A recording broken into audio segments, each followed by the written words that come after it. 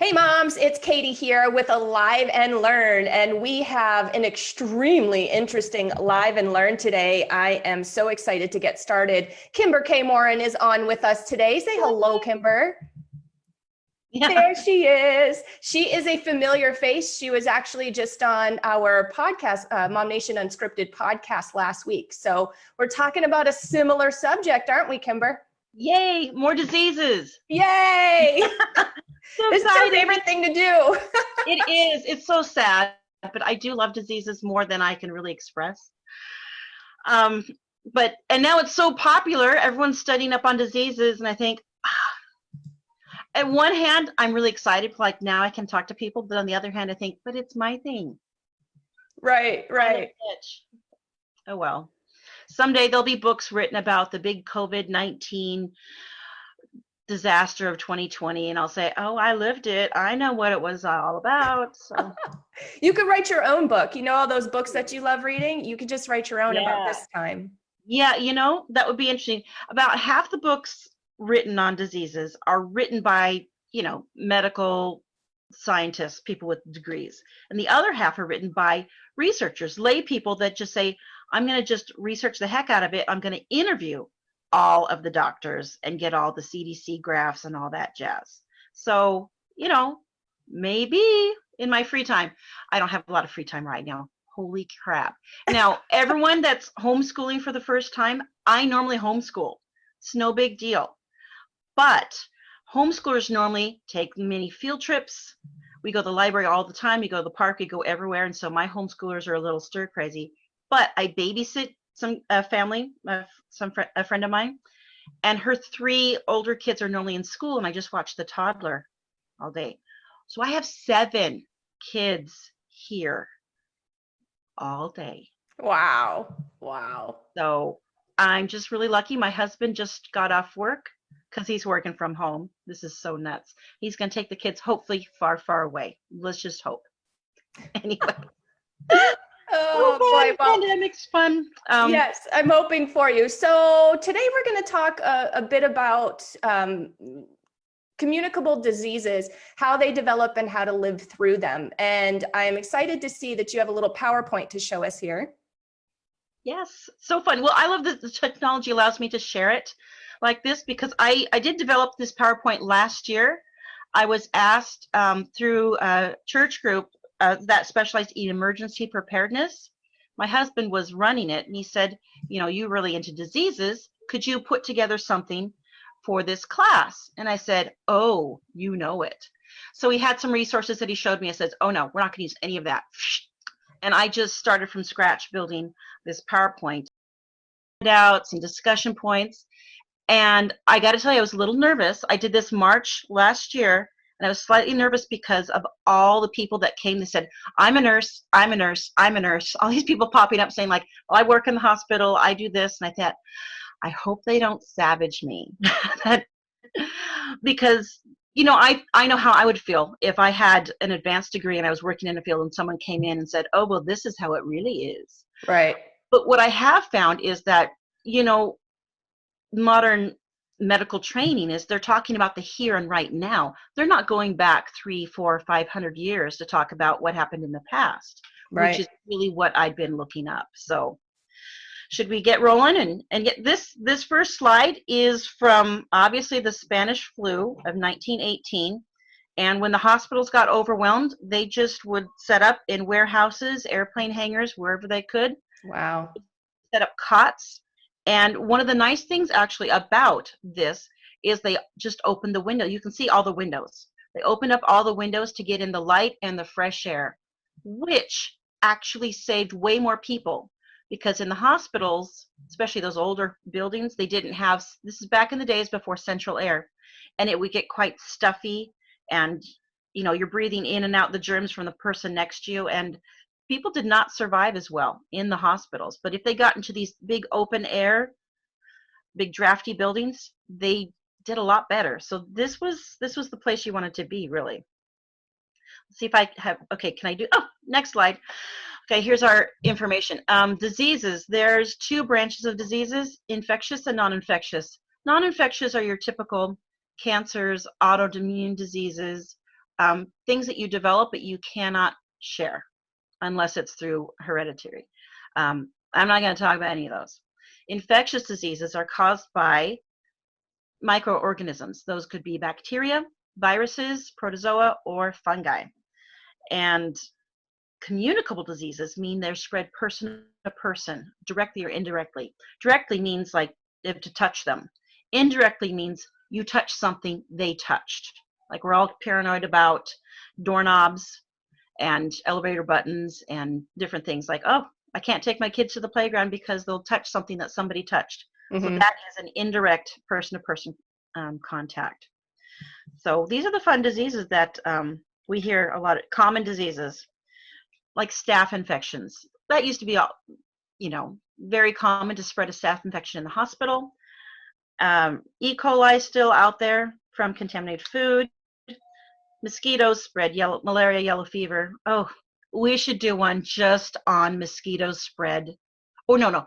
Third-party vector spreading of diseases, because that's a whole fascinating thing. Yeah, I just learned that the other day. Actually, I was watching with my son, I was watching the top 10 deadliest animals on YouTube. Just mosquitoes. They're number one, and I couldn't believe it. I was like, what? They've killed unknown millions through malaria, yellow fever, all sorts of diseases. Yeah, mosquitoes are big bad killers. Anyways, the yellow fever epidemics. I could do a whole podcast on just yellow fever epidemics in the United States alone. It's fascinating. Measles,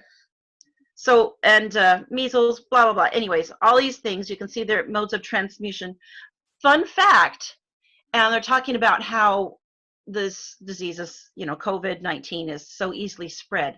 But the number one most highly infectious disease, it's still measles. Really? Because it can travel through the air. Right. We're talking about, cough into your elbow, sneeze into something. Measles doesn't need to go on water droplets to get spread. It's actually the most infectious. I think the transmission is 1 to 18, meaning one person infected with measles usually spreads it to 18 more people. Whereas here we're talking 1 to 4.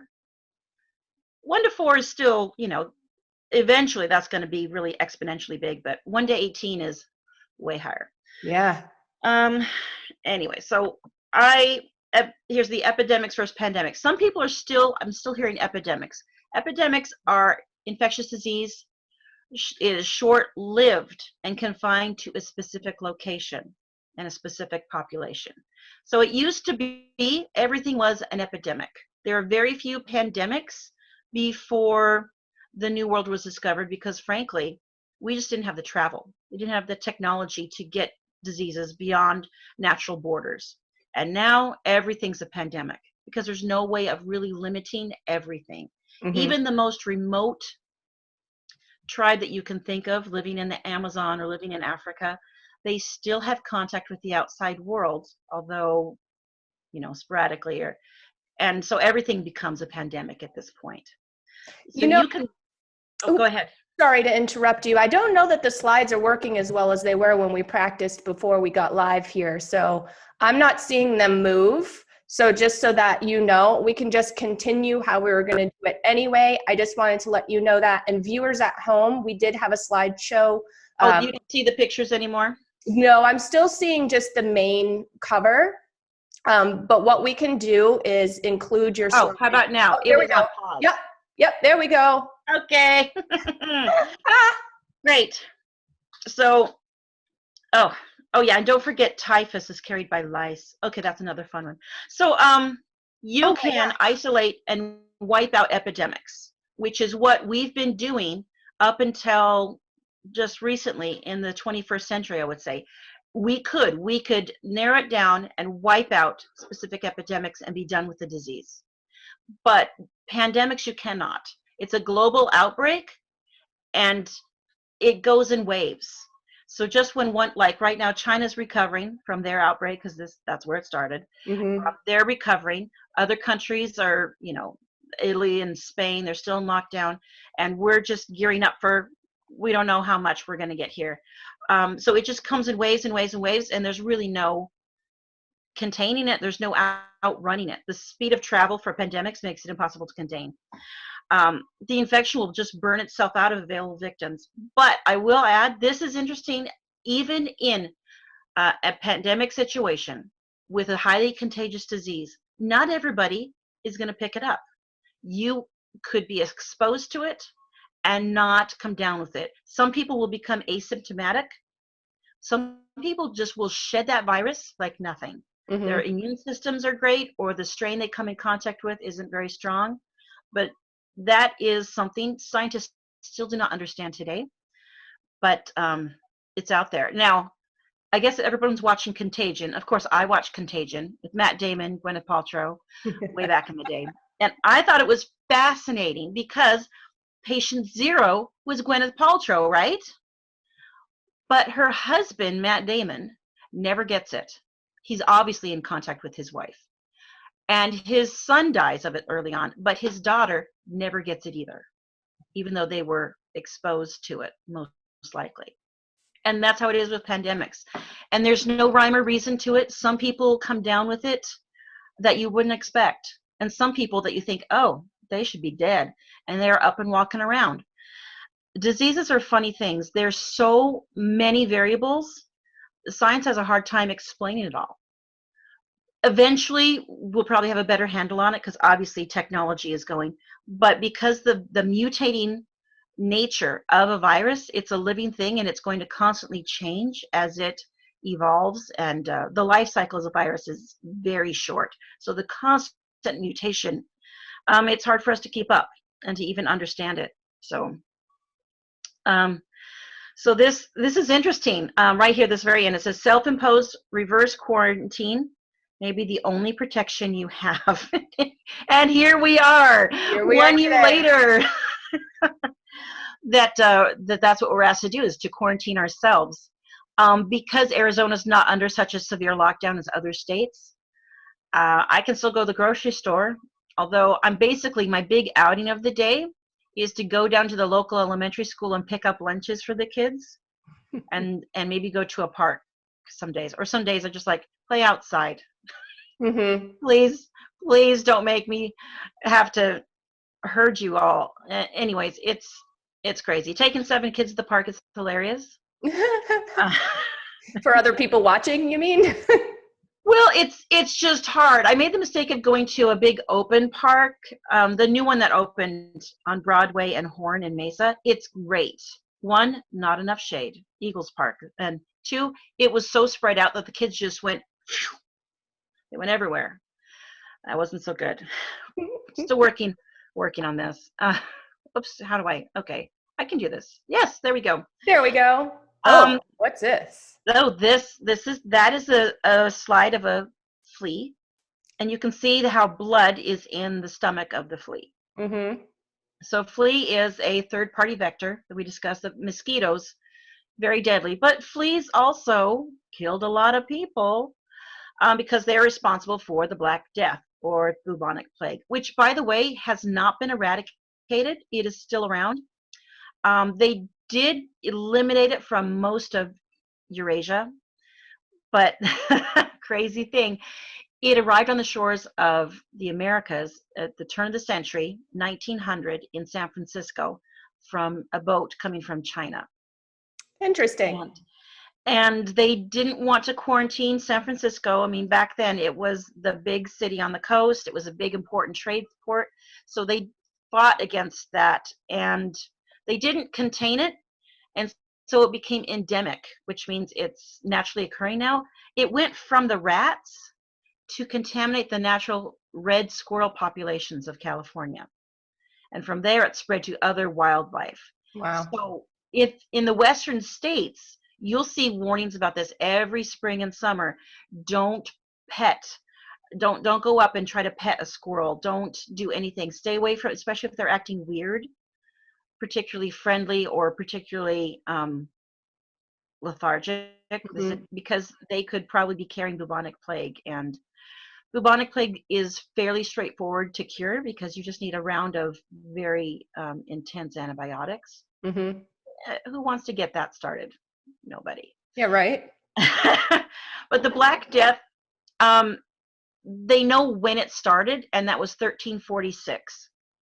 The 1300s was great. The beginning of the century was fantastic. It was nice and warm, a lot of bumper crops.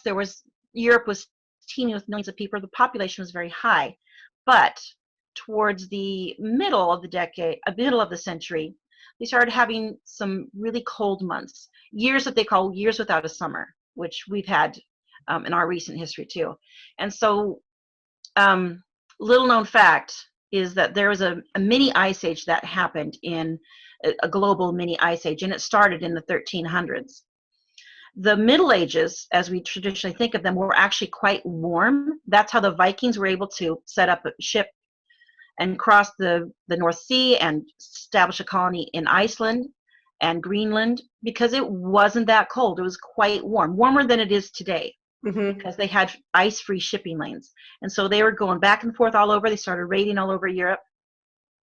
But in the 1300s, the temperature started to cool. You get the ice coming in and years with really poor harvests, and people started to become malnourished. And malnourishment always precedes a major outbreak of some sort of disease, because their immune systems became compromised. Yeah, that makes sense. And so a few years of bad famine, and here we go. The bubonic plague spread quickly because it was carried by rats who carried the fleas. And so, every ship that docked, you get rats coming off a ship, and they're, boom, off like a shot, and they infect other rats, and those rats go into homes. They could not figure out how this spread for a long time, although we'll make a plea for sanitation. The people that believed in sanitation oftentimes didn't get it. People, the superstition about having cats from the Middle Ages, they were always killing cats or saying black cats were superstitious. And so a witch would be someone that had a cat. Well, people that had cats killed the rats or kept them away, and they magically lived through the plague. People that, kept their homes clean of refuse and rats were able to survive the plague, because it's not carried person to person. You have to be infected by fleas, which a lot of people were back then. Yeah. It's frightening to think about that, but it was no big deal to have fleas bopping around on your clothes, because people just, sometimes they only had one suit of clothes. But it's a pretty gruesome disease progression, and it happens really quick. It was very easy to tell if you were going to live through it. And part of the problem with the Black Death is sometimes whole families would come down with it at the exact same time. And that is the number one reason why people don't survive these diseases, if there's no one to care for them. When a family, or like maybe a whole street, a neighborhood, when they all come down with the disease at the same time, they're unable to care for themselves, to drink, to have someone change their sheets or whatever, and people will die that otherwise would survive for lack of good nursing care. So even if we don't have a vaccine for diseases, or we aren't able to procure one, good nursing care will oftentimes help people pull through a disease that back in the day or might kill them. And Black Death was one of those. Anyways, it's a yucky one too. Yeah, I'm reading about it. Ew. By the way, reading the repercussions of the Black Death, because it kept coming back. It didn't completely go away for centuries, and so it kept coming back and back and back, and they would have constant closing of the city. Cities like London or Paris would shut down for a while, just because it's just the plague, and it was just every day, no big deal. Everybody knew what to do in a plague situation. Smallpox is the second big plague, although I think in terms of death, smallpox is the true winner of plagues throughout history. It's killed more people than everything combined. Yeah, I see that.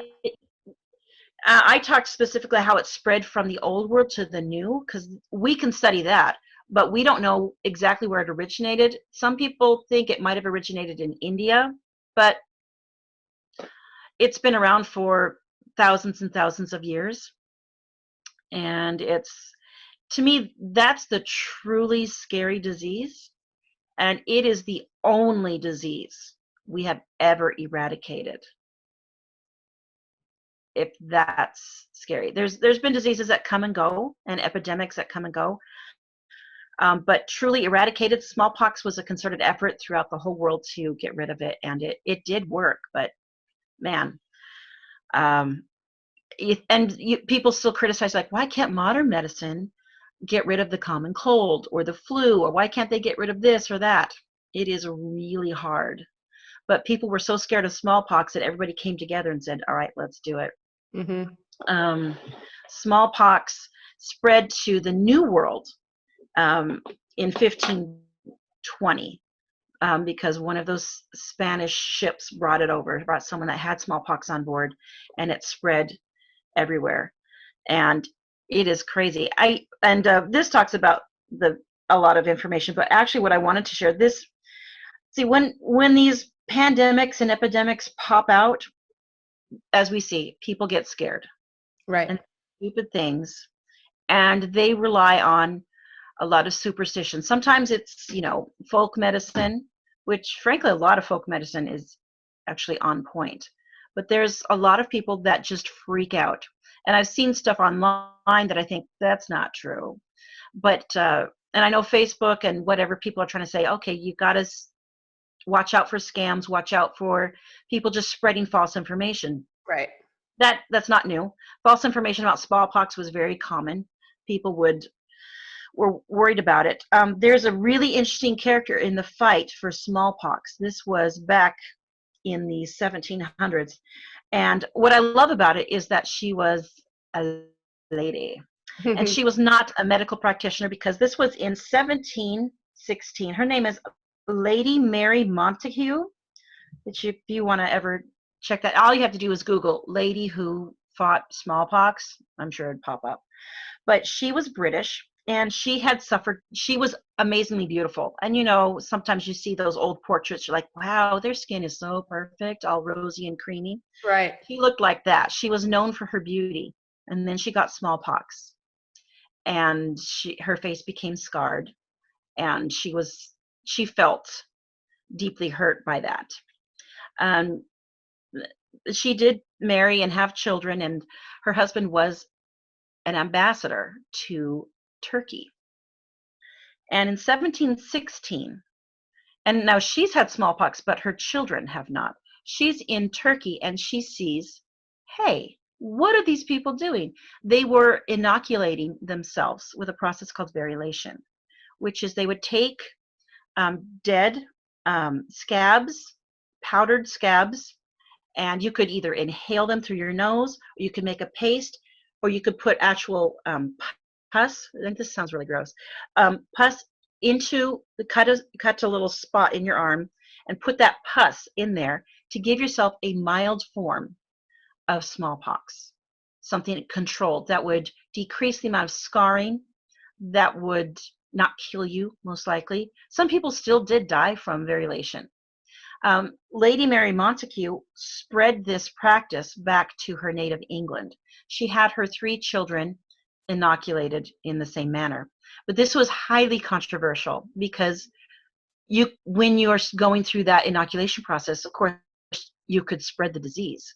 Right. So if you were going to do it, you would hole up in your house, and you'd do everybody at the same time, and then let people know, like, hey, come check on us. Maybe someone that's already had smallpox, say, hey, come check on us and make sure we're doing okay. Like if you would do 5 people at once. By the way, this is a scene from John Adams' movie. If anyone's seen that. Anyone know what I'm talking about? There's a documentary. David McCullough did a whole book on John Adams, and they made a big movie about it. There's a scene where Abigail Adams, who one of the true feminist history heroes, she set up to inoculate her whole family, and herself and her children. They did that. They holed up. They let the doctor know. He brought over some pus. They put it in their arms, and they all came down with the case. I think only one of them was really serious, and they were then immune from smallpox, and They all lived through it. And that was in the 1700s, and it was still really popular to do in Europe, Lady Mary Montagu actually went through a lot of persecution and discrimination because everyone thought it was superstition and crazy. But it turned out that it eventually, over time, became very popular in Europe. But when people came over here to the New World, since smallpox wasn't endemic here, people stopped doing it. So during the Revolutionary War, English soldiers were coming over that had either had a case in their youth or had been inoculated. And the native populations here, obviously the Americans that were born here, Right. and the Native Americans, they were dropping like flies during the Revolutionary War. Wow. Because they hadn't had it. And the English used that. They were the first ones that said, hey, we could spread this disease to the Americans and to the Native American populations. We could win this war without firing a shot. So they were using this germ warfare. The people here were like, oh, Americans would give smallpox blankets to the Native Americans. Oh, guess who did it first? English. So it was highly contagious, but so they figured out a way to control it, but you had to go through the disease. But this picture at the top here is the famous Dr. Edward Jenner. He's the one that figured out, hey, these cute little milkmaids all over the countryside in England, the reason why milkmaids were prized for their beautiful complexion, because none of them ever got smallpox. And he thought, why is that? And he discovered that they would catch cowpox from the cows that they milked. And that was a mild disease, something even less than chickenpox. And they would get over it quickly and they would become immune to smallpox. And so he did some experimenting in trying to develop a vaccine. And this is a picture of him doing the first trial on a boy and giving him the cowpox pus to see if he would become immune to smallpox, and it worked. That was 1797, and he developed the first vaccine. Again, met with massive resistance, people fearing the worst, but eventually, through that vaccine, and they perfected it over the years, they were able to wipe out smallpox. And that's the only disease that has ever been wiped out. It took a worldwide concerted effort, and Edward Jenner's vaccine, of course, was key in that. And but there is stashes of smallpox. The United States has some, Russia has some, possibly other countries. Who knows? Someone with a conspiracy theory podcast might need to answer that question. But natural cases have been eliminated. But if those broke out, it would be bad news. The United States stopped vaccination for smallpox in 1972, and most of the world stopped by 1980 because the last case was 77. So I have not been vaccinated for smallpox, but my husband has because he's old, ladies. But my parents and my older siblings had that, and I have not. And of course, anyone born after 1972, none of us were vaccinated for smallpox.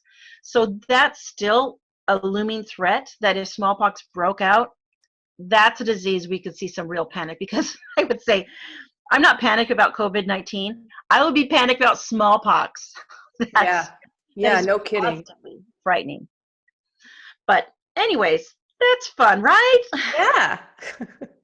But Spanish flu, because it's so recent and because it's very similar in its disease progression and its symptoms to COVID-19, that's really what I spent the most of the time talking about, which is ironic. I wrote this a year ago, so here we are. Mm-hmm. I love the graph of the world. You can see how it got there and where it hit. Now, we say it was a global pandemic, but you can see there's parts of eastern Siberia that look untouched. Mm-hmm. But then, do you want to live in Siberia? Does anybody live there? I don't know. Yeah, people live there, but it's not real happening. I don't hear a lot of excitement going on there. And then, of course, our Arctic. Alaska is looking really disease-free, and most of Canada, but still, it's usually, those were unoccupied areas anyways. And the inner Amazon was also, and you look at Australia, Australia's free. I Yeah. don't know how they maintained that, but Australia wasn't that developed at that time anyway. So I guess they ran out of convicts to send. I don't know. Yeah. So crazy. So anyways, the disease and the little icons at the bottom showed how it got this. You see troop transports. That's how the disease spread, was troops going back and forth between North America and to Europe. That was the main thoroughfare and the main sites for the disease. You can see the eastern seaboard is just inundated, whereas the western states, I mean, anyone that's gotten outside of Maricopa County, you can see why Arizona would escape a lot of infectious diseases, because Right. where's it going to go? Every time I drive up north, I think we drive for 4 hours before we even leave this state. My kids keep asking, "Are we in Arizona? Are we in Utah yet?" Nope. Yeah. Still driving through Arizona. But so there's lots of places that we're able to say safe, and you can see that actually they're the extremes on the climate: really hot and really cold places. Right.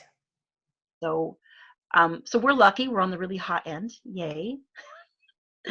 And the flu viruses and any coronavirus, any of these really communicable diseases, they're very sensitive. They don't last long outside the body. So if you sneeze, if I sneezed all over this computer, it would be infectious for, up to 12 hours. They say some viruses might make it to 24, 36 hours. Oh, so long. But then they'd all die, unless you come by and get them on your fingers, and then they're going to grow. Every virus wants to reproduce and to spread to other victims. They want you just sick enough to spread to somebody else. They don't necessarily want to kill you, although they do. They're not too worried about it. They're viruses. But the real object of a virus is to spread itself to new populations and propagate. So, so they will survive on surfaces for a little while. In the air, if someone sneezed outside, that air and sunshine, that's going to kill that virus like nobody's business. That's why they keep saying go outside. Going outside, that's great. If anyone was infected outside, they're not going to be able to pass it to you unless you physically are touching them or touching something they touched. So that's why I just let my kids run. Does anyone know that if I make movie quotes, is that going to date me? Am I going to seem really old? Like, Depends on the movie. okay, Dirty Rotten Scoundrels. And Steve Martin was pretending to be mentally handicapped younger brother of Michael Caine, who was really rich, and he would just say, "Oh, he just loves to run and run and run and run." Oh, yeah, that's how I feel sometimes. I just let the kids just run and run, just keep running. I tell them to come back at the end of the street, turn around and run back this way. Now run again. Yeah, just keep going. I eventually go like, recess is over, come in. But out fresh air is actually really good. It's funny looking at this. I just think I can't believe I wrote this last year because it's so relevant. But you can see that the disease lasted.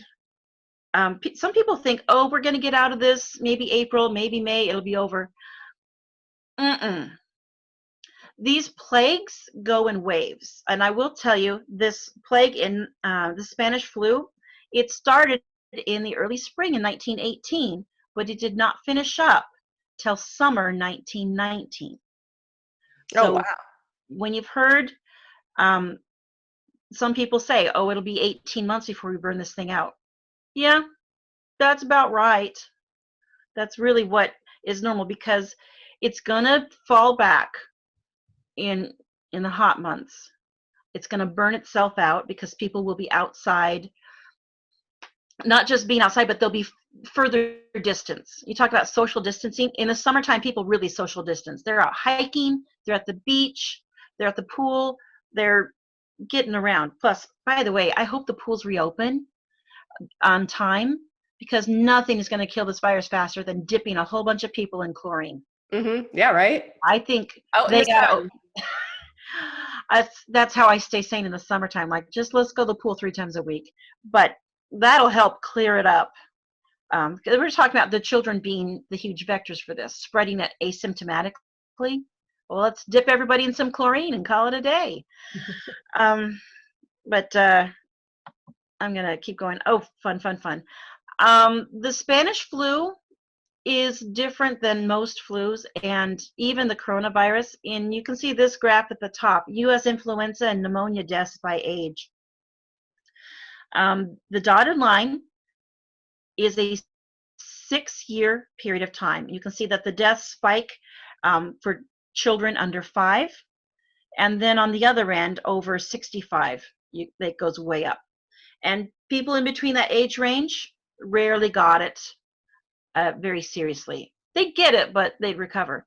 But this big 1918 graph, it's the solid line, and you can see that giant spike at about 30 years old.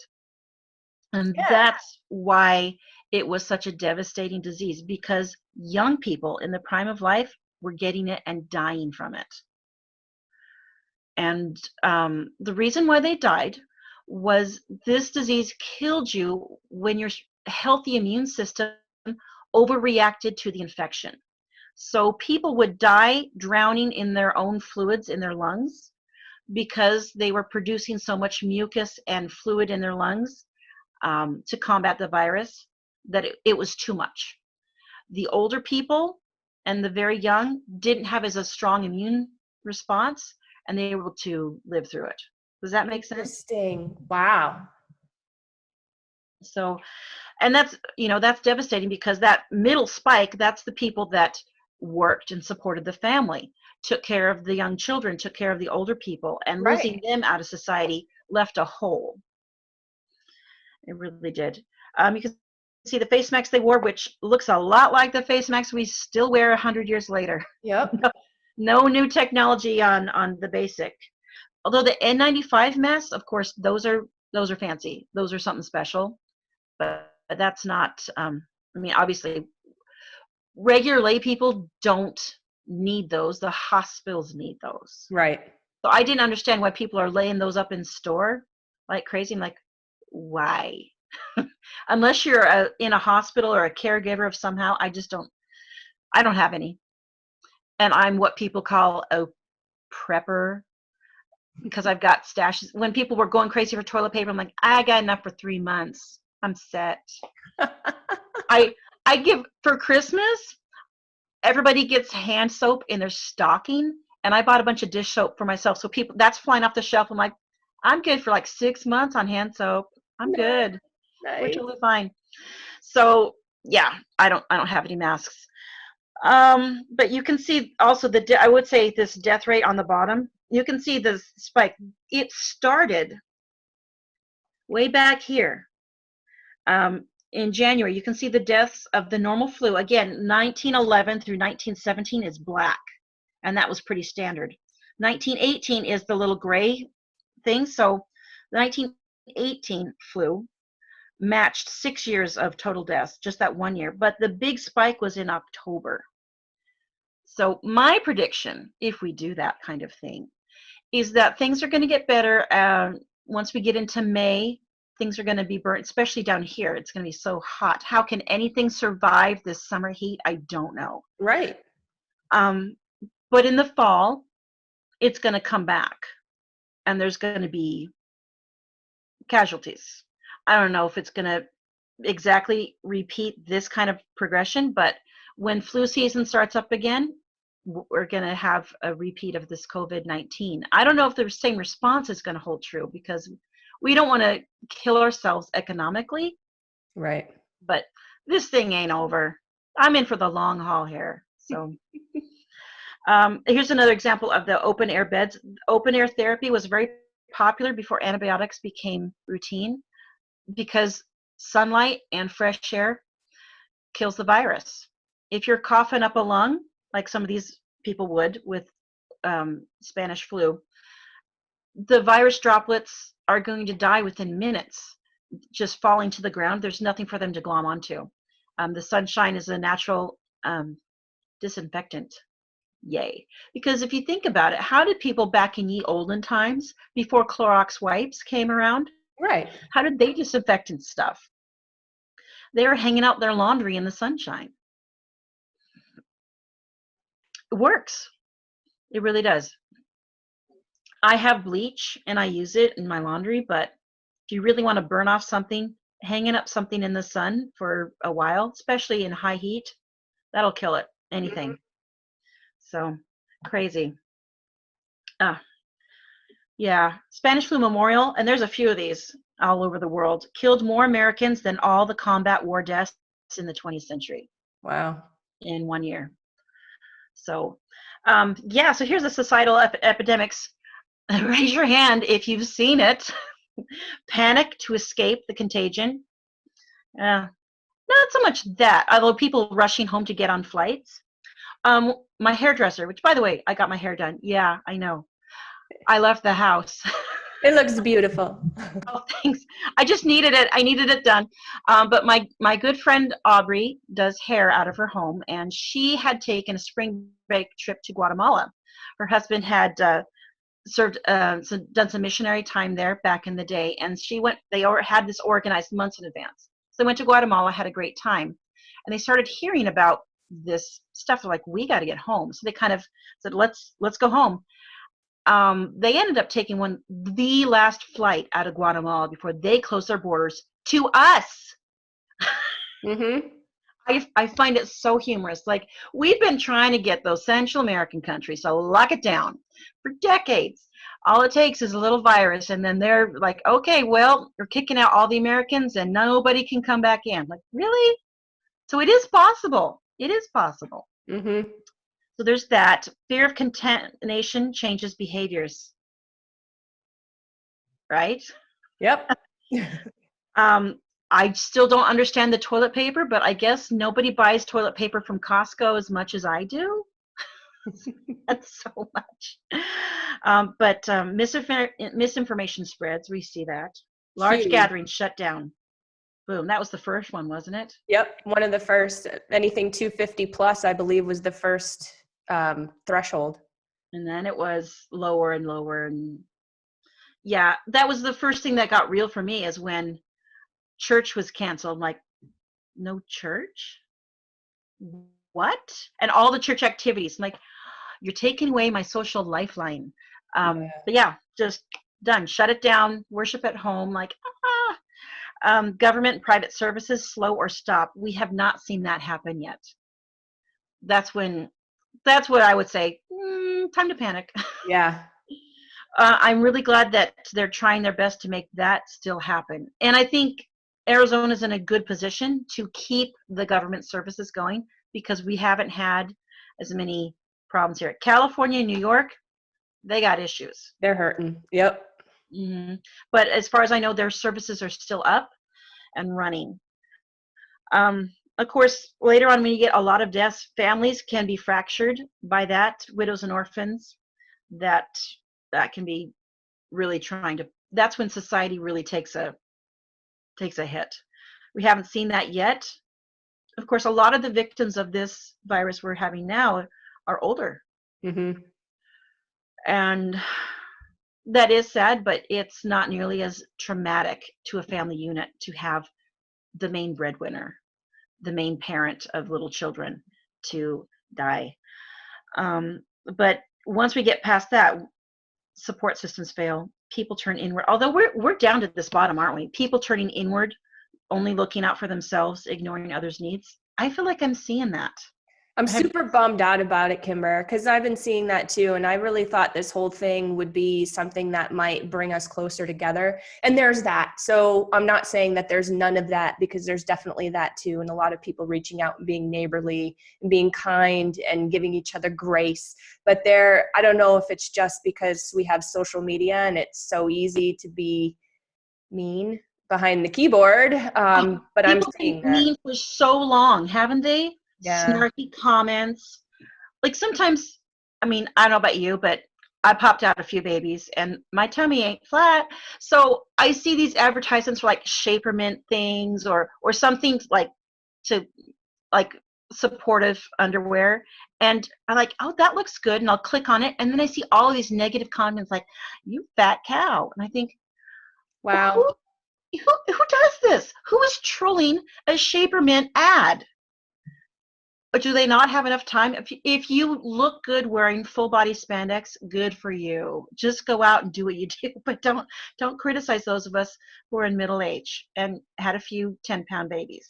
Well, right. And who cares what people look like anyway? And who cares what people believe anyway? Let's just Shouldn't matter. right. Let's all understand we're different. And it's in those differences that there's beauty. I mean, come on. Like, why are we getting away from this? I don't understand it. I don't quite get it. But with that as our baseline, that's where people have been at for 10 years now. To throw a scary pandemic on top of it, I do see two sides of the coin. Like you said, some people are all out for themselves and just being mean. Mm-hmm. And then other people are like, how can I help others? Like I've been trying to be, like I don't want to go over and possibly infect my nice little old neighbor lady down the street. But when I saw her outside the other day and I drove by, I stopped the car and we had a little chat, from a very 20 feet away, just checking in on people. I think that's the very least we could do. Right. I worry about people that say like, oh, I'm all out for myself. I'm pretty sure there's a lot of Twilight Zone episodes written about that very behavior and how destructive it could be. Yeah. It's very sad to see that, but there's that. But I also see, like what you said, some people are out there giving and sharing. I've seen so many people trying to do videos online. Mm-hmm. I haven't. Have you seen the two little boys playing violin in Italy? No. It's amazing. You got to Google that one. It is so amazing. They're playing Coldplay song, Viva la Voce, or whatever. I don't know what the name is. But they're playing this Coldplay song with violins. They look like they're 12. They're so cute. I'm watching videos by Steve Martin, by Andrew Lloyd Webber. And then there's all the people reading stories to kids. My kids are hooked on Mo Willems' lunchtime doodle art. He's awesome. Mo Willems is awesome. It's awesome. And I think all these things have opened up. Like, we're going to do this for the kids. We're going to make these things available for free for the children and so the parents can get through. And I think, yeah, that's the kind of spirit we need. Exactly. And then I see some people where like, they're getting all preachy, like, well, you need to do this. And if you're not, you're a bad person. I think, oh, please, I don't have time for that. Let's just all do what we can. Yeah. Help each other out. Understand that we're different. We're different. That's it. End of story. Well, I assumed everyone became a grown-up eventually. And I haven't seen it yet. I do find I'm 47, so I'm actually Gen X, and there's been a lot of memes saying Gen X has been preparing for this their whole lives. We're so independent and inward gazing, and I think that's not necessarily good qualities, people. Right. How about we be self-sufficient and help those around us? Totally agree, fellow Gen Xer. Totally agree. I always love people like the millennials versus the boomers, because my husband is a baby boomer, although he doesn't really understand all the social things going on with that. But the millennials versus the boomer, all those boomer things like, okay, boomer. I look at that and I think, why are we mocking the old and experienced people in our lives? I don't know. Because what's funny is they know a lot more about surviving these things because they actually grew up with infectious diseases. We're still, killing their friends and neighbors. Exactly. It's so crazy. My parents remember when polio vaccine came out. They're like, oh, this was so great. We all lined up and we all took it and we didn't have to worry about polio anymore. And I thought, what a time to be alive. No kidding. To not, anyways, we haven't got to the very bottom where survivors struggle to bury the dead. Other countries, I have seen like you've probably seen the pictures. We're like, oh, we've got stadiums that we're turning into a morgue or whatever. And I think, okay, we're not to that point here in the United States. I hope we don't with this epidemic, but I don't know. It's going to be interesting. Um, Although I will say this, has anybody watched the Netflix has a disease series they put out, maybe like 8 episodes or something Mhm. about pandemics. Have you seen that one advertised, I Katie? have been avoiding it. Yeah, I watched the first episode and it was so full of fear mongering, Right. inaccurate portrayals. I thought this is going to freak people out more than anything. Yep. That's what I I wasn't figured. freaked out because I knew how wrong they were, but I found it very, and that's not the only one. No, There's it's not. There's more popping up. Yeah, and that's what I worry about because then we get back to this panic and fear and misinformation, and it's self-feeding. It's circular logic, and um, the most important thing, of course, in a pandemic, here we are, is cool-headed thinking. Right. I I went to the store last week, by myself. It was like a mini vacation, getting away from the children. But I went by myself and I did my normal shopping, and of course there are a lot of empty shelves, which I was really surprised what was going and what wasn't. But I just felt like this is the scene of the panic and the carnage not too many days ago, and that fear begets more fear. Right. So when there's a run on toilet paper, then all the stores have a run on toilet paper, and all toilet paper like products, paper towels and napkins and everything. And then I heard bidets started selling like hotcakes, and now they're out of bidets. Yep. Although I totally want my husband to go install his little spray. I've been telling him for years we need to get that on the toilet, and because I have a 6-year-old son, I know you do too. I do. And it's those underwear sometimes, like I'm not putting that thing in the washing machine. You wash that out. It happens. What is it with the boys? Like I'm having too much fun to stop and poop in the toilet. I'm just gonna hold it. Or do it right here. Why not? Yeah, I mean, my son's not like full on pooping his pants anymore, but it's like, you could have made it here a little sooner. That's disgusting. And if we had a sprayer attached to the toilet, how easy would it be to clean up? And sanitation's everything. There's a lot of viruses and things spread by toilet sanitation, by improper toilet sanitation, and we're not even talking about those diseases. That's a whole nother ball of wax. I think that's the second biggest killer out of diseases. Besides smallpox, cholera. Ugh, that'll kill you in a day. It's very bad. But we should be prepared for when something else happens, because something else will. It may Right. not be COVID-19. It could be an epidemic of cholera. It could be a new disease. I like how they're saying COVID-19 is a novel virus. We've never seen it before. Just like Mother Nature's been cooking this one up for a while. There's always going to be a new virus. We get a new flu strain every single year. Right. Right. And some are bad, some are just like, eh. But it's crazy. Oh, this is a churchy thing. But I will say, if you are prepared, ye shall not fear. I will say that. Sad picture. Obviously, this is a political cartoon talking about the devastations of 1918. The house number says 1918, and this shows death walking off with the baby and the little girl as the family grieves. And that was very common because families were fractured back then. What quality diseases have to become pandemics? Highly contagious, new pathogen. We've got check and check. Mm-hmm. Quick onset of symptoms after, of course, the initial incubation period, which normal is, up to 2 weeks. High mortality rate. Now, what we're experiencing now is not a high mortality rate. Right. Different countries are reporting different stats, but you have to keep into consideration what is their population made up of. Italy has a very older population. Second oldest in the world, actually. Yeah, the oldest in the world. I think Japan might be number one. Japan's number one. You're correct. And they're of course naturally going to have a higher death rate, and also the way they report deaths is different than we do. If someone has COVID-19, even if there may be other factors relating to their death, they're going to call it as a COVID-19 death, whereas other countries are reporting it different. So their mortality rate sounds very scary. But you could say even a 2% mortality, that's still 2 people out of every 100 would die from it. You may like those 2 people. So then it's bad.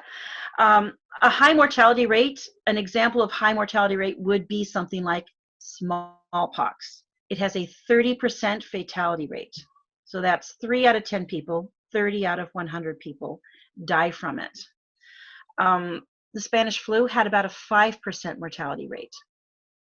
So that doesn't sound terribly high, but like I said, it was really devastating to have it all at once and to have those people in the center of the graph, the moms and dads, the young soldiers, to have them die all in 1 year was very devastating.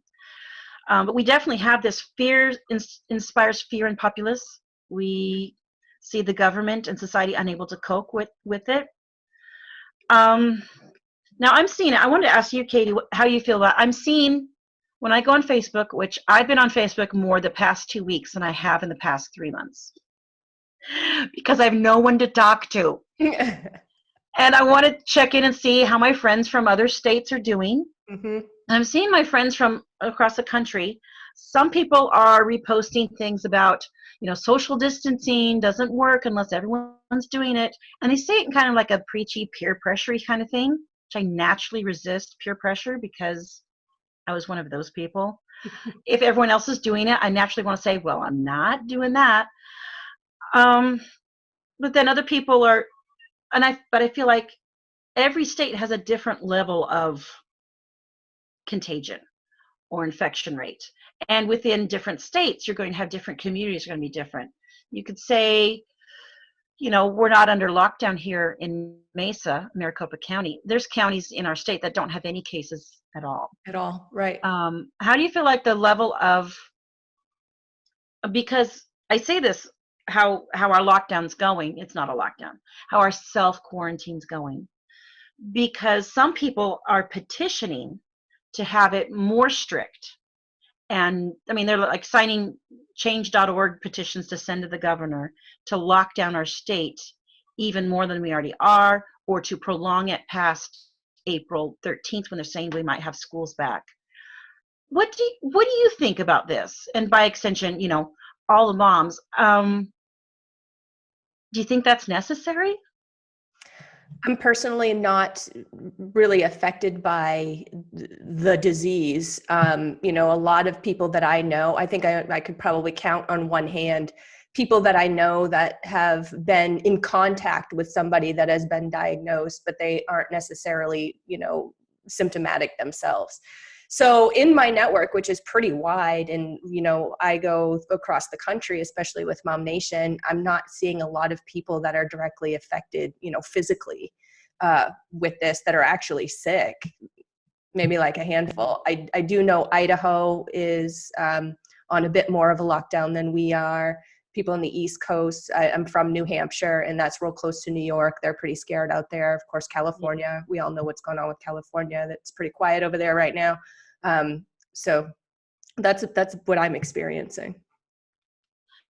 Yeah, I understand the fear of like New York, because that's a high density place. I've walked the streets in New York many times, and I just think, this is too many people living so close. Easily spread, right? Right. But I would think New Hampshire's got lots of wide open spaces, don't you? So burn it off one way or another. I do see different states taking the threat level at different degrees, and the metropolitan areas, of course, higher than rural or suburban. So I kind of question when I see citizens saying, oh, we want official lockdown in our state. I kind of worry about that, because one of the things we haven't touched on in this is the government, giving the government so much power to to lock down everything, to lock us into our homes, that's a bit scary to me, to just give up that freedom and just say, oh yeah, you be in charge of this for a while. Good, take that power. Government doesn't give power back very well. Mm. And I have seen some memes about that, but it's very few. And am I the only one that's a little concerned about that? I mean, I understand social pressure. We can, when the NBA wants to shut down, they're making that decision themselves. Mm-hmm. Okay, they're making their own decision. They're an independent league. They can do what they want. But when I hear people saying like, no, we want to force everybody to shut down, I think I'm not in favor of a totalitarian regime, because look how well China handled things. And Right. they're very strict on governmental control. I'm just a little nervous about what the repercussions of all of this power that we're giving to the federal government to control our lives, and what's going to happen in a year. I think society is going to completely change. I'm just a little apprehensive about it. Yeah, let's hope it doesn't have to come to that level. That's for sure, because there's lots of questions there, I think, from a lot of people. Yeah, I'm a little worried about all these things. Oh, my fun things. What have we learned from past epidemics? Yay, learning. Oh, this is fun. Number one, the second wave is always the worst. As I mentioned, epidemics and pandemics, they go in waves. The first wave is just a wake-up call. The second wave usually has the highest mortality. And then the third wave is just the last gasp. And there might be more waves after that. Usually a incubation period is a little shorter. Ours is longer just because that's the nature of the virus. But to really spread fast, the faster you can have an incubation period. Quarantines do work. They do reduce your chance of getting it. That's why we're doing it. Self-quarantining does work. But as I said, I still have to leave the house to get groceries. Right. So, and I do leave the house because otherwise there would be a high mortality rate in my house. If I from the coronavirus. It wouldn't be corona. It'd be other factors. Yes. And because this is all, I did hear sad statistics that child abuse has gone up. Yeah, I've been hearing that also. And I wouldn't be surprised if domestic abuse, spousal abuse, because it's a stress. And that's, I would think those factors to me, economic reasons, but also the stress of being under a long-term quarantine, we have to really evaluate that. It'd be great if we could say, let's just lock it down for 6 months and everybody should let this disease pass by. That's great in theory, but in practice, devastating. Yeah. If we start seeing headlines of children dying because of child abuse or domestic abuse situations, that's going to start turning people's opinions on this. And we're already seeing it. It's so sad. Yeah. I mean, I've wanted to just, I'm not going to. Right. That's when I just different things here. just go outside and run. That's my sanity. If the weather turns on me, then I'm going to have a problem. But right now, run. Number 4, people in rural areas survive better. Obvious reasons. More distancing. One of my favorite little sites I like to follow is called It's a Southern Thing. And it's just full of little videos about things about the South. And I'm not from the South, but I kind of feel like, well, Arizona's South. Yeah. We're Southern. We don't have the same accent. We have a different accent. I don't know why people stopped dropping. They started dropping. Okay, you're from New Hampshire, so you'll know what I talk about.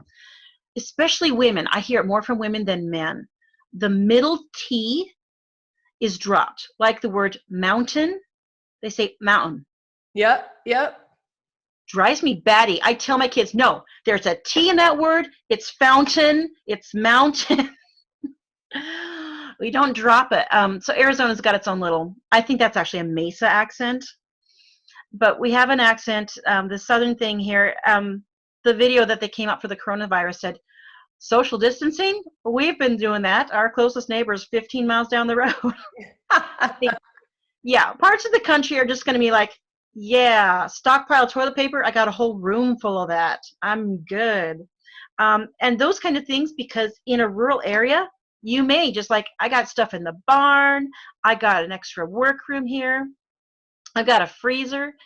And I have some of that at my house. I've got chickens. I've had offers for people to buy my chickens. And I Wow. say, I'm not selling, but I got a guy down the street.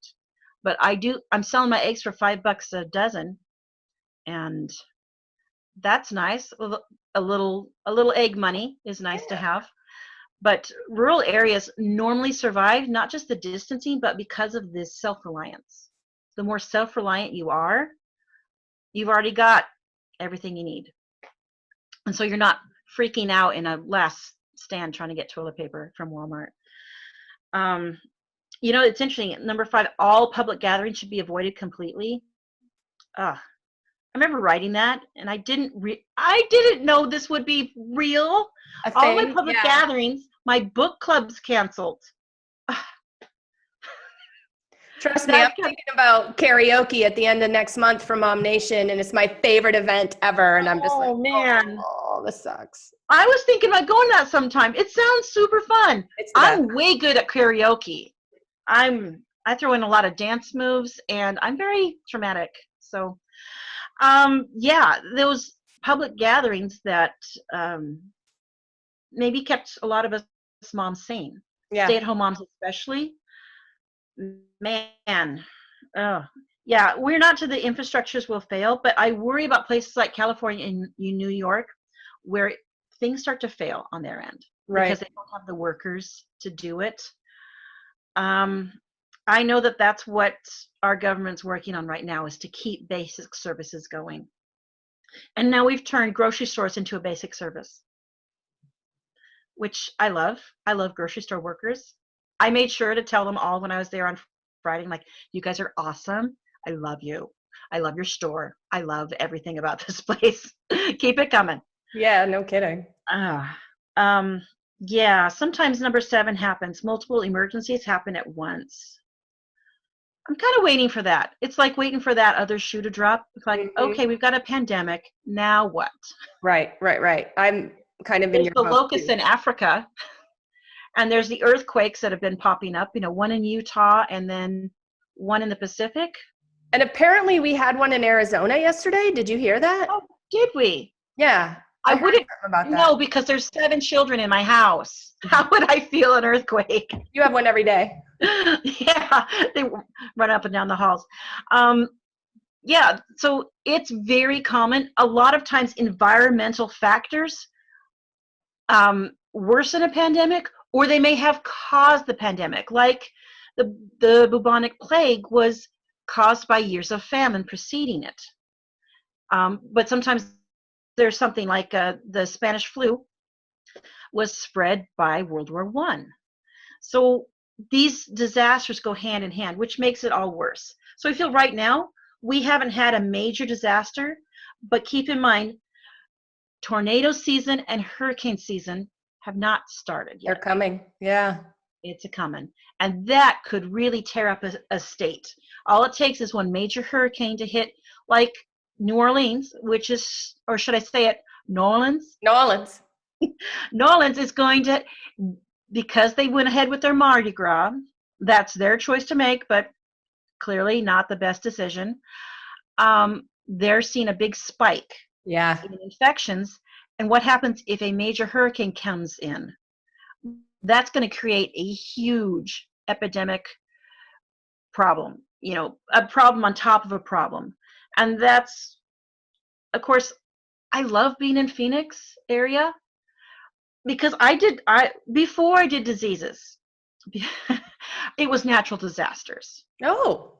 So I grew up in Washington, which is particularly scary because we're at the base of Mount Rainier, and I would read stories like, yeah, one day that thing's going to blow up and kill everybody. One day there's going to be an earthquake and it's going to destroy everything in its path. Like, I'm kind of scared to live here. I took a lot of geology and chemistry and paleontology, all ology courses. I took all those in college. And then I ended up getting a master's in education. So then, of course, what do you do with that? Teach science, which I did for several years. But I will say that I started, when I was looking at a place to live, I thought, where's the least amount of natural disasters can I find? Because the coast is completely out. I'm not living in California or Earthquake Alley, as I like to think of it. Right. No major volcanoes. Those are scary. No tornadoes, no hurricanes. What's that leave you with? Pretty much the Wasatch Front, right? I mean, not Wasatch Front. I'm like up and down the Rocky Mountains. So I just picked like Arizona winds, boop, boop, boop, boop, no snow. We are very fortunate. We don't have a lot of natural disasters. And when something comes through, like the earthquake that hit Salt Lake, pretty minor, 5.7.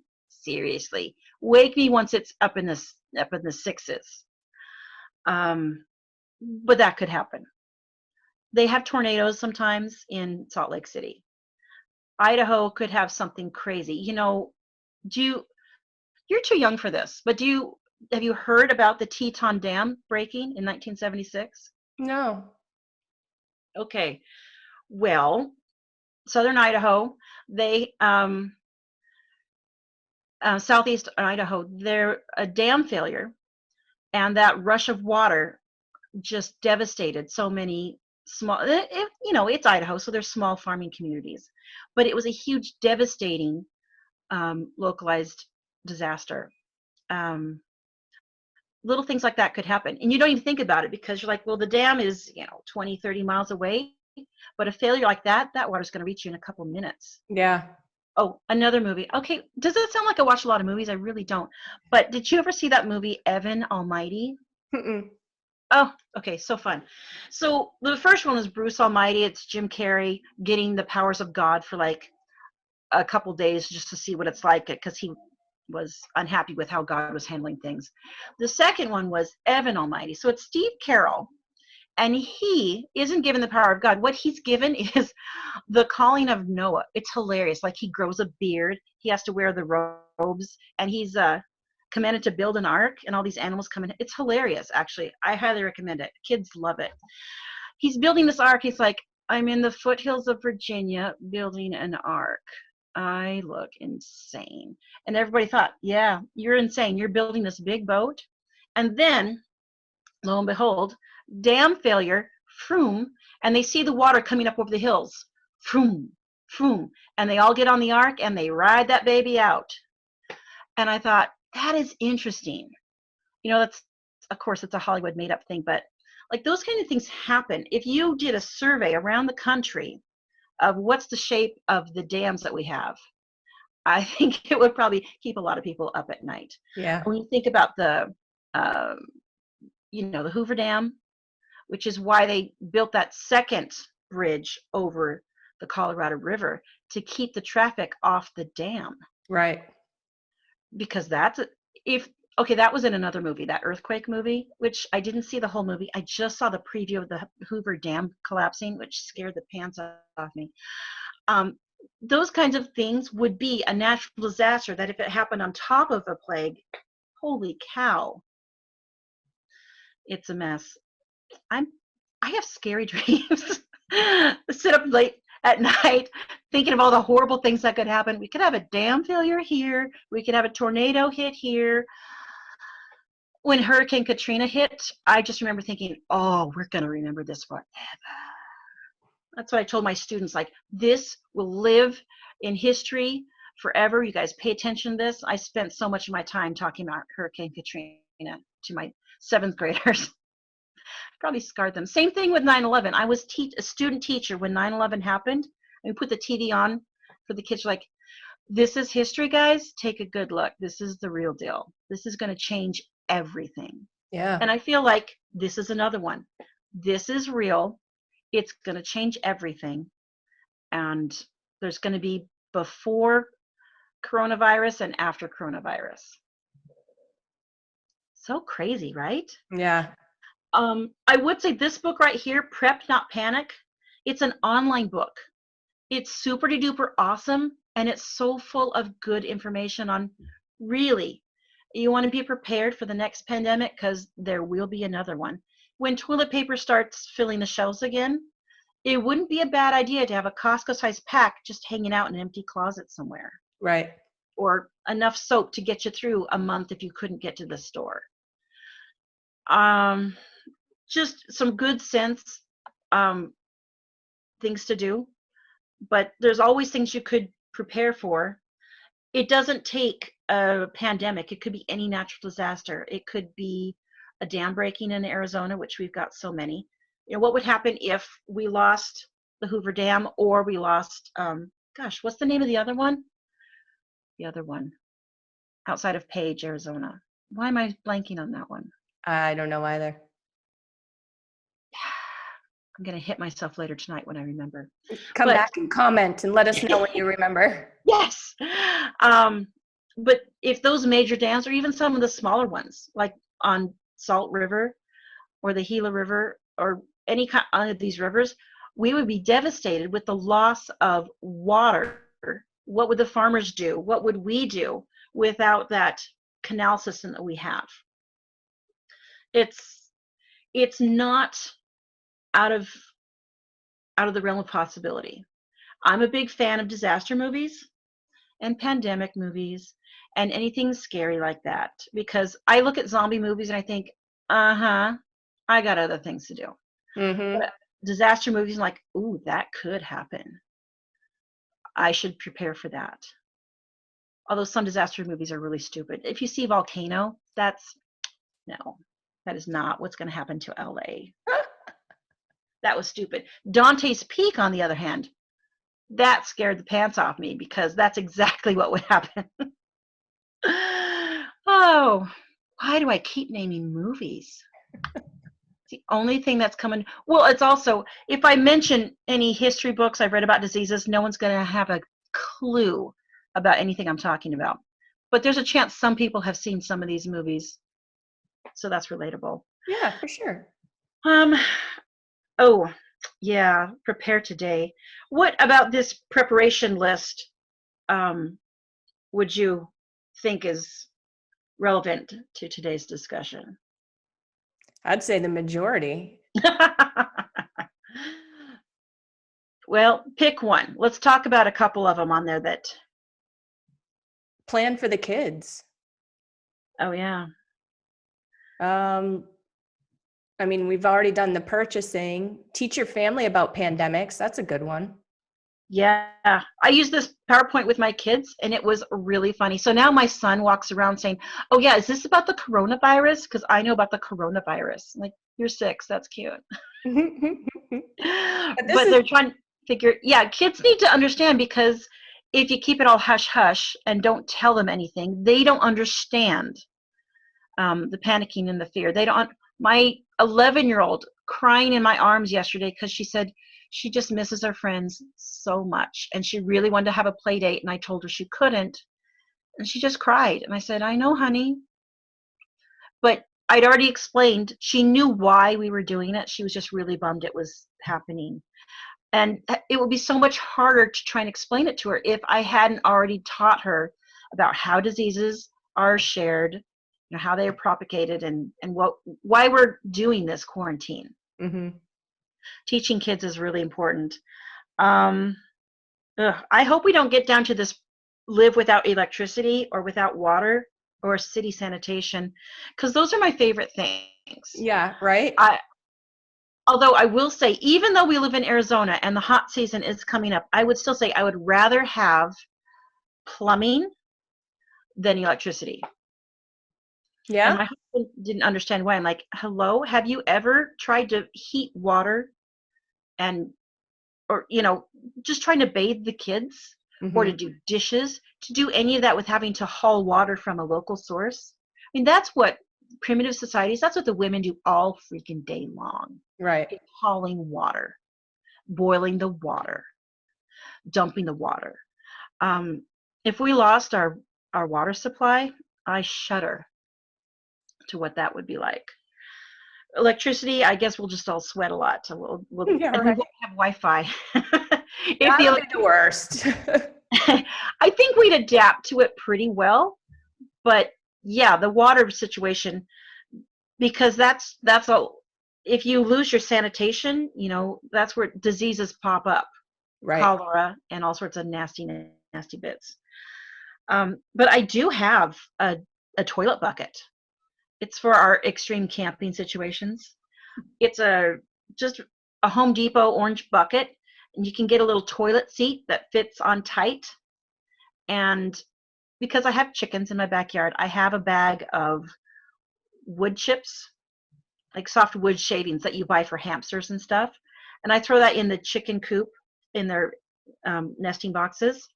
But if you're using it as a toilet, after you use it, you throw a little scoop of wood shavings on top of that, and that will help get rid of, I mean, it's not going to get rid of the smell, but it will make it tolerable, because it'd be nice if you could keep a toilet bucket outside, but reality-wise, sometimes you're going to want that bucket inside. You know what I mean? Yeah. And so you got to have a way to keep that smell down. Oh, but you know what I do have? Hold on, I'm going to show you. This is fun. I'm a quilter, and my mom is what I call a crazy quilter. And she gives me her scraps because, I'm her only daughter that sews. This is my backup toilet paper. Oh, right on. I'm not out yet, so I'm not doing it, but I'm really close to trying it. It's just leftover flannel. I cut them into 6-inch squares. I may sew them up into some cute bean bags or something. I don't know. But I've got a huge stack, and I have more flannel on my shelf if I get around to it. If you have to ration your toilet paper, that's the best way to do it. Just for little pee-pee tinkles. Right. Wipe with the flannel. You can wash those babies. And then for the serious business, use your toilet paper for that. Although I did get out a little squirt bottle. You know the kinds you get from the hospital after you have your babies? Yes. I still have mine. And the dish soap that I buy, I get Mrs. Meyer's dish soap, and it's got that same kind of nozzle.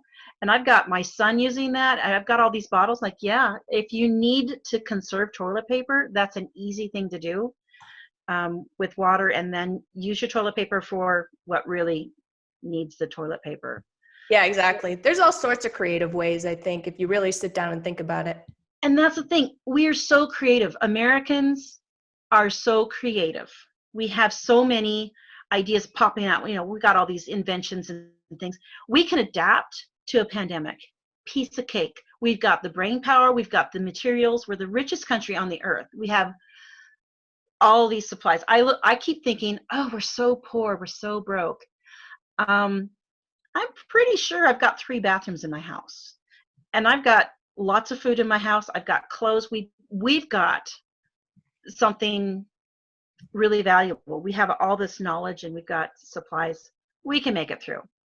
Even semi poor people like me, we've got the resources to survive something. If you don't have any of these preparation things, you can.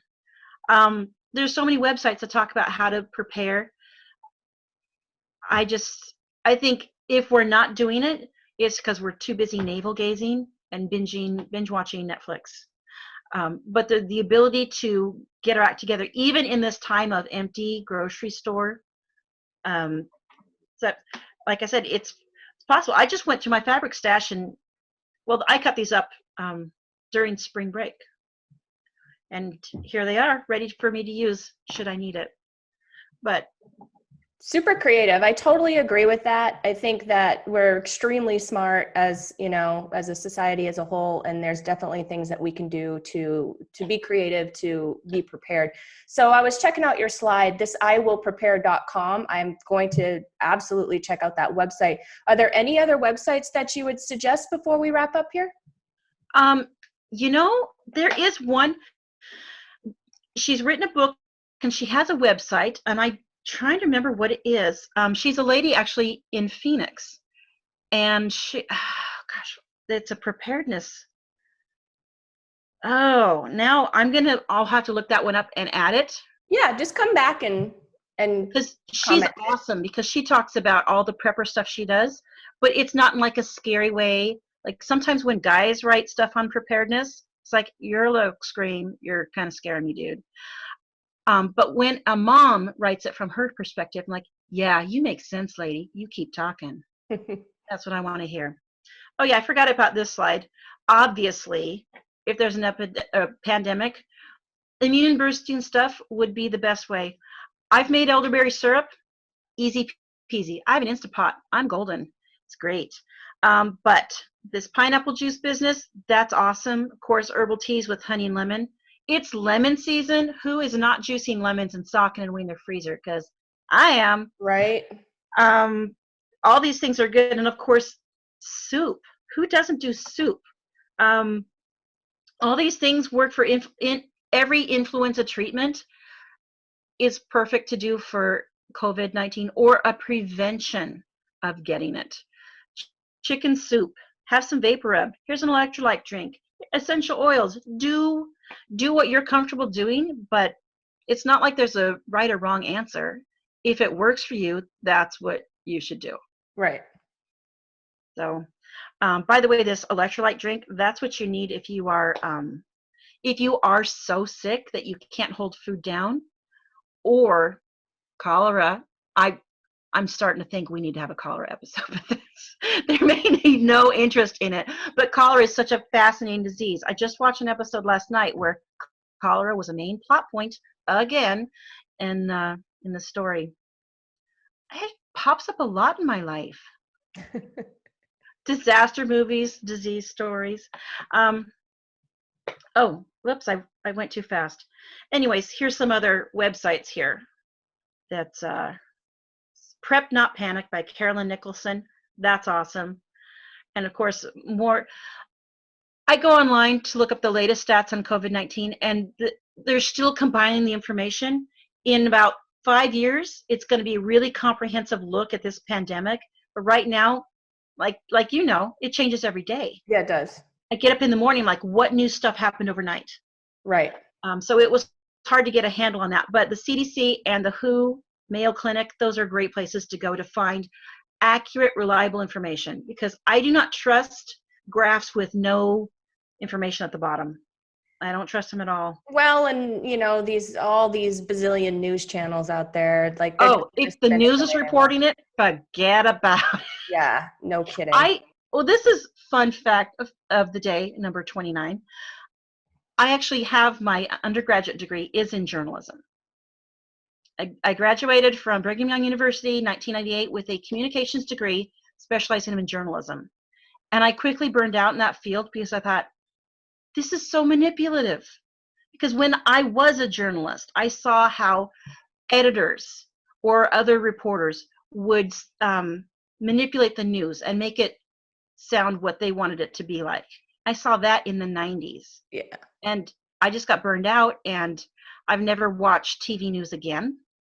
And I'm really against most things that pop up. I will listen to the radio, because if they can give me the news in 2 minutes at the top of the hour and at the half hour, that's good. Just give me the top, and I can go look up those stories later on my own from sources that I trust.